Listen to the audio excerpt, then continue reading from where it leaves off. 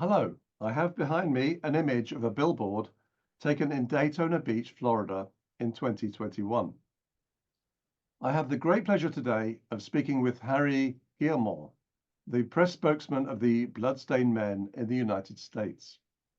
At J4MB, we've posted many links to press reports of their protests, and Brother K, the organization's leader, was a guest of honor at the 2020 ICMI and was interviewed for the 2021 ICMI. Brother K and the Bloodstained Men are universally admired for their campaigning work right across the men's rights movement. Harry, a very warm welcome to the 2024 event. Thank you for joining us. Thank you so much, Mike. It's such a pleasure to be here with you today. Thank you. Harry, the obvious first question, which I get asked a lot, and I'm sure you get asked even more, what makes infant circumcision a core men's rights issue? Well, the thing is, when you circumcise a boy, you circumcise a man. And every man who is cut, almost all of them have been cut against their will. And this is a fundamental human rights issue, that you have a right to your own body. And it's clear from the understanding of female genital mutilation written into law in most Western countries that you cannot cut girls' genitals. But somehow they have not yet extended equal rights to males. And so for every man, they have a right to their own body, whether they're intact or if they've been suffered genital mutilation. It's a core part of their right to their own body, which has to be acknowledged and has to be enforced in law. It's meaningless to have a right without any enforcement. It is, I mean, something we get time and time again comparing MGM with FGM. If you speak to any feminist about MGM, she immediately talks about FGM. That's very predictable. But the double standard, the one that always slays me is when we're talking about MGM, like I do sometimes in protests and so on. And you will very often get the argument that it's the parents' right. There's a cultural thing, it's a religious thing. And you say, well, if it were a cultural thing to have FGM, as it is, of course, in parts of Africa and so on, would it justify FGM because the parents wanted it? And of course, nobody has ever said to me, yes, of course. It is an extraordinary double standard. Harry, can you relate the history of the Bloodstained Men and their friends? Yes.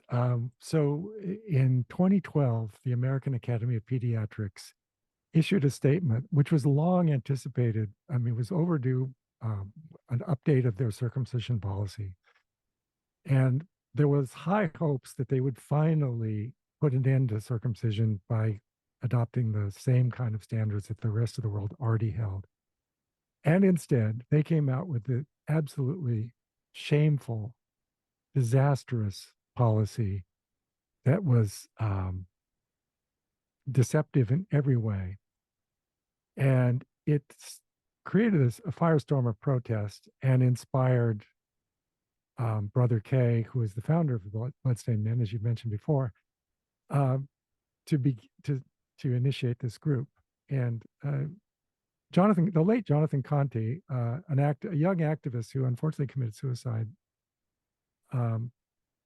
we think because of this circumcision trauma, but he instigated the protest at the AAP meeting that fall in New Orleans, with 7 men standing in bloodstained suits outside of their conference. And the effect was electric. It was clearly they were getting traction with this. And so Brother K immediately understood, this is the symbol that we need. This is how we reach people. We need to wear a blood stain on our crotch and confront people that we have been injured. We are not happy. We're not taking this lying down. We're fighting back. And that became the start of the Bloodstained Men. Originally, Brother K alone protested at a conference of deans of medical schools in San Francisco, and they immediately took notice. They were paying attention, taking pictures, even sometimes taking pictures with him. And clearly this was the symbol that was going to work, because unlike any other symbol, it represents the actual thing that we're protesting. And from there, we started Brother K started a Facebook group that grew rapidly, and then we started our program of touring America, doing protests and averaging about 60 a year, and from getting as much media coverage as we could. You know, we're learning all the time, but getting better at what we do, and that's how it came to be. And if memory serves me right, Harry, the APA decision was a central plank in the film American Circumcision. Right, the AAP, the AAP, I'm sorry. yeah, Yeah, yeah. and the main driver of that wording was a man in his 70s or 80s. I seem to remember, a sort of white-haired guy, and he was asked a question along the lines of what would you say to these people who are protesting, and his answer was something along the lines of, I think they should get a life. Yeah, that's what they always say, is that there's something, it's blaming the victim. I mean, it's clearly they've always done this. They say, well, there's something wrong with them. They're disturbed. Honestly, if you're not disturbed by genital mutilation, there's something wrong with you. So yeah, we're disturbed by what's happening. We are. Yeah. We admit that. No, it's truly appalling. I can't remember who there was a Greek philosopher who people are always quoting at me, the diktat, which I think doctors say early in their career, they have to read out the statement, first do no harm. And yet we have countless doctors doing harm here. We have countless doctors killing unborn children. I think I once held the profession in high regard. Today I despair that they can do such things for personal gain. Yeah, we limit ourselves only to the issue of circumcision, and Of course, sorry. we have to be focused on a single issue, and clearly it's harmful. I mean, they know it's harmful. There's no secret of it. They try to pretend otherwise, but it's in the medical literature, has been forever. It's been acknowledged going back to Maimonides that it weakens the organ. That's his own words. I mean, that's centuries ago, and they've always known it was harmful. That it's not a secret, but they're trying to keep it a secret from the people that they sell it to and profit by it. So they profit from from giving bad advice, which is a conflict of interest and is just an ethical failure on a scale that's just unmatched, in my view. It's interesting you mentioned Moses Maimonides, 13th century, I think, but he was very, very clear that the whole point of circumcision is to damage the organ, so right. That and the main plus point for him was that Jewish men would be more faithful to their wives. There may be more, but he was quite clear about that from memory. Yes, and so, there's some evidence that genital mutilation of either males or females makes them more compulsively sexual to get satisfaction that they've otherwise would have had, but they engage in more compulsive sexual behavior. Yeah. So that would not make somebody more faithful to their spouse. Indeed. Harry, is infant circumcision medical fraud? Yes, it is. And I have a video from a group called circumcisionisafraud.com, which I hope you can include. And it explains why it's a fraud. Briefly, they don't disclose the harm. It's not medically indicated. It constitutes a criminal assault based on U.S. law, current law. We don't have to change the law. The law already says that. And they're profiting from misleading parents by not disclosing the harm for the when they're soliciting permission to circumcise, and they call it informed consent for a reason. You have to inform, or there's no consent. Without the informing, it's coercion. So these circumcisions in America, which are 1 million a year, or something like that, those are all coerced, forced amputations. Those are not. It's not medicine. It's violence. It is. It is indeed.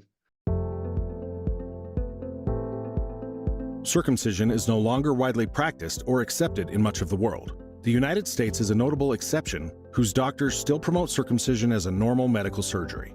However, attitudes about circumcision are quickly changing. In November 2020, a major new paper was published by prominent legal scholars in the Cornell Journal of Law and Public Policy, with the simple title, "Is Circumcision a Fraud?" This paper lays out in detail why circumcision is not only a violation of medical ethics, but also unlawful and fraudulent under current U.S. law.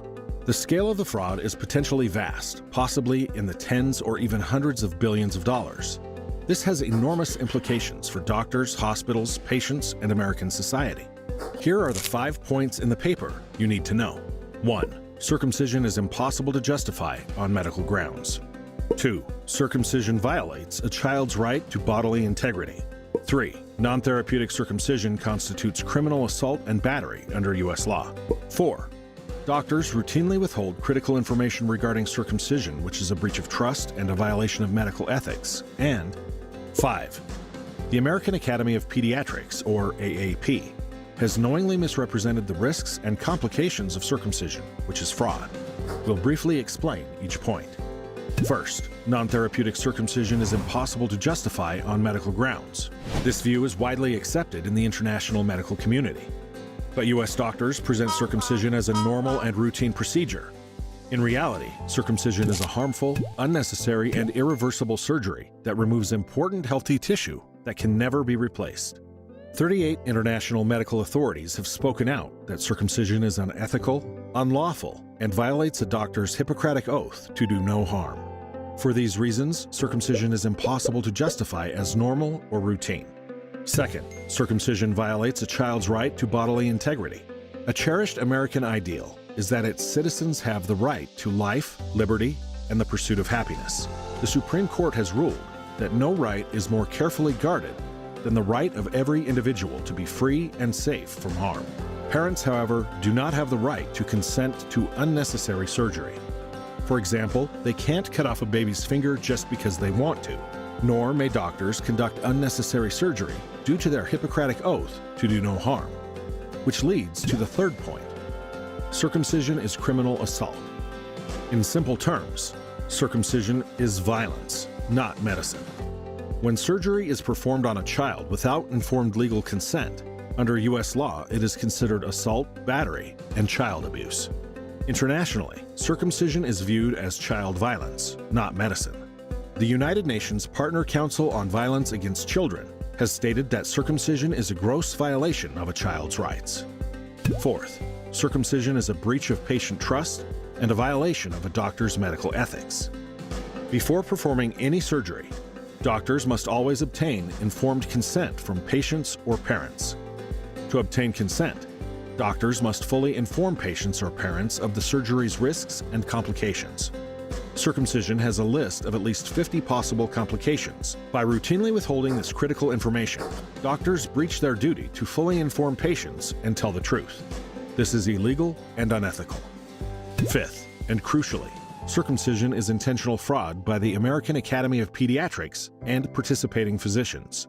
Parents are being deceived into routinely performing surgery that has no meaningful childhood benefits, yet carries significant risks and a lifetime of harm. Internationally, the medical rule is to never operate unnecessarily on healthy children. The AAP knows this, but still positions circumcision as a normal and beneficial procedure. This is so their doctors can be reimbursed for the procedure from insurance companies and taxpayers. Medicaid and insurance companies pay for at least 1/3 of circumcisions. If circumcision was recognized as the unnecessary surgery that it is, AAP stakeholder members would be impacted by a significant decline in revenue. This is fraud. The AAP knows circumcision is harmful and unnecessary, but they continue to endorse it publicly so their doctors can continue to profit. This is wrong and illegal. Know the facts, know your rights, and help us stop the fraud that is circumcision. If you want to learn more, visit www.circumcisionisafraud.com.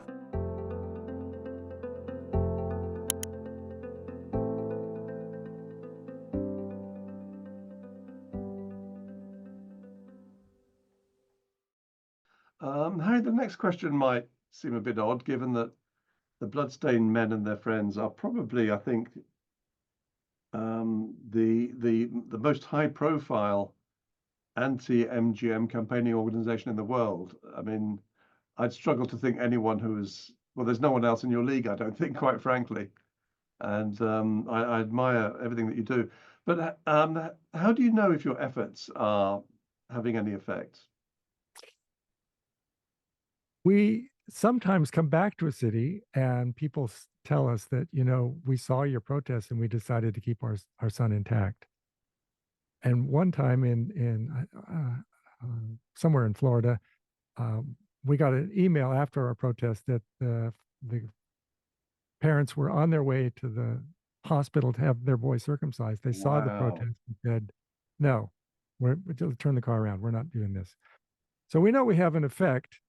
And we know that, you know, we've had hundreds and hundreds of press media coverage in radio, TV, newspapers, blog posts, podcasts. We know that we're having an effect. We're getting publicity, which is essential to changing minds. And we just wish we could, you know, we'd like to see it happen faster. But all we, you know, if we could think of a way to make it faster, we would, but we're doing the best we can think of right, you know, so far. Yeah. Indeed. No, I was very impressed by these billboards, and you had them across major highways in quite a few, and these things, I guess these things are not cheap. Right. So that's the only downside of billboards is they're expensive. But what we try to do is before every protest tour, we pick a city in that tour where we can put a big billboard up, and hopefully a few days before the tour begins so we can start to create some kind of buzz. And also, if possible, in a place where we can actually stage a protest underneath the billboard so that we can, you know, get the double effect of the protest and the big billboard in the background. Have you ever had them damaged, Harry? Not yet. No, we haven't had that. We've had the billboard companies sometimes refuse to put them up. And so we just, you know, find another location or find another billboard company. But mostly they've been pretty good to work with. Yeah. That's kind of surprising, because in the UK, there were no major billboard, you know, I mean, the billboard companies who would work with us have sites that nobody would ever see, you know, but the majors wouldn't touch it with a barge pole. They just absolutely flat refused. Yeah, we've been really lucky. I mean, we just, you know, we have a working relationship with these companies, and we just keep if we are blocked, we say, well, okay, what else do you have that we can do in the same area? And so far they've been very helpful. So we've and we're good customers. I mean, we keep coming back and buying more billboards. Yes. So why wouldn't they? Yeah. No, fantastic. I mentioned earlier that you are the street campaigning. I mean, it's not just MGM, Harry. I think I would struggle to think of anybody, I mean, across the Western world, who manages to have such impactful protests and reported in the media. I mean, it tends to be local media, I think, doesn't it? But right. But in this country, you know, we could do something like you do here, and the local media wouldn't touch it. They absolutely wouldn't touch it. How do you get sufficient volunteers to staff? I understand you have some 60 protests every year. Right. So it's always a struggle to staff them. And because you're asking people to give up a week, 10 days of their time without any compensation. And not everybody can do that, can just walk away from their jobs and family for 10 days and you know. So, but we do promote ourselves to on Facebook primarily, and on Twitter or X, and we are constantly reaching out to everybody that's protested in the past and say, well, I want to do another one, and they often do if they can get away, because they are in a way fun. So people do like to come back, if so it's not hard to get people to come back or want to come back. It's to get them to, it's just whether or not they're able to. Right. And something that always strikes, I think, most people who've seen your protest is that you have a significant number of women among the protesters. Yes, and we're so blessed to have them. They moms who, especially moms who, well, either moms that were defrauded and tricked into mutilating their boy and they're furious, or moms who have kept their son intact and they really understand the issue and they're really on board and they're super enthusiastic. And and single women, we get, we're fortunate that women want to join us, and we're really lucky to have them. Yeah. Okay. And Harry, my final question, which touches a bit on what you were talking about, I think, what's it like to tour with the Bloodstained Men? Well, it's hard work. I mean, it's really, you start out from the moment you wake up till basically you fall asleep. You're basically engaged in the effort, either setting up protests, traveling to protests, doing the protests, coming back, monitoring social media, talking to the media, trying to correct mistakes, and it just goes on until you fall asleep at night and just until you collapse, basically. But it's a huge amount of fun, because for me, at least, I can speak only for myself directly, but these people are the people I just love being with. I mean, they're smart, engaged, optimistic, idealistic, and realistic. I mean, this activists span this gap between, the is-ought divide. They understand what ought to be, and they understand what is. And so they're saying, well, our feet are firmly planted in reality in terms of what we can expect and what we can accomplish. But we know where we're going, and we're not losing sight of our aim. And such people are just enormously rewarding to be with, just intrinsically. It's just so much fun to be with that group of people, that it's very addictive in a way. I mean, people want to come back because there is this wonderful camaraderie and spirit and engagement, and just being with people you just really intrinsically like. And that's the big reward. And there's no financial reward. It's this psychic reward of really enjoying life and being engaged and doing what you believe in, and being with people who are the same as you, and really, it's just, it's awesome. I can't really overstate it. Okay. I know you live in Hawaii. Yes. Which I'm guessing is not the greatest hardship in life. I'm not kidding. Have you had a protest in Hawaii, Harry? Not yet. We have done all the states except Alaska and Hawaii, because just the cost of getting everybody out to these relatively remote places. It is in our plan to do both Alaska and Hawaii, but so far it's never gotten to the top of our list. Okay. And Hawaii, unfortunately, has a big circumcision problem. It is one of the high cutting zones, sadly.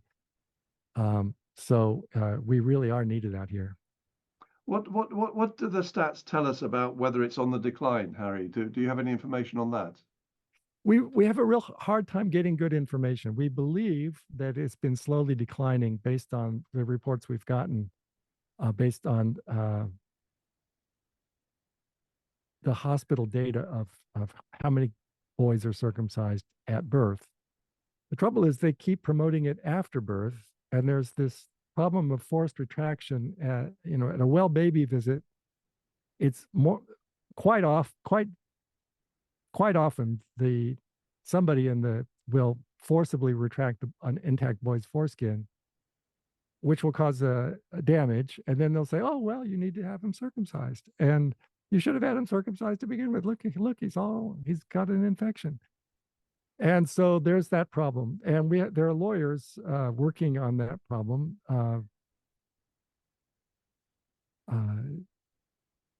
Doctors Opposing Circumcision is one group that is very strong on preventing forced retractions and suing when they occur. But because of that, the hospital, the data that when the boy is released from the hospital at birth doesn't include those later circumcisions, which are done by violence committed by medical practitioners, iatrogenic injury. Right. And so we believe it's around half right now, but we can't really say for certain what the number is. Okay. One thing I know from, mind you, it's rather anecdotal, Harry, but in the UK, medical students get something like 7 years of training, and I understand that they might get 5 minutes on the penis and foreskin, if that, and what they're told is complete nonsense. So they really are stupendously ignorant about the harm when they start. It's really a quite astonishing thing, isn't it? How deeply ignorant doctors are when they start doing this butchery. It's shocking, especially in the UK. I mean, we knew that in America, and we've been told that the only thing doctors learn in medical school is about the foreskin is how to cut it off, and they literally will say, well, it has no function. I mean they should know better. I mean, it's just gross incompetence for someone not to understand basic anatomy and be practicing medicine. That's like, how do you get away with that? That's just crazy. And it has what I've seen your posters saying it has 16 plus functions. Right. And one of the things that to me is one of the most appalling aspects is this idea that the foreskin should retract at birth. And I mean, if left alone, as obviously it should be, it can be puberty or even after that's possible. The idea that there's a problem, it's the lens that it's looked through, isn't it? It's just a crazy lens. It's fraud. I mean, that's the claiming that there's phimosis when the boy is too young to have it naturally retract is just medical fraud. It's just there's no way around it. Okay. Harry, apologies for asking 7 questions after my final question. That's okay.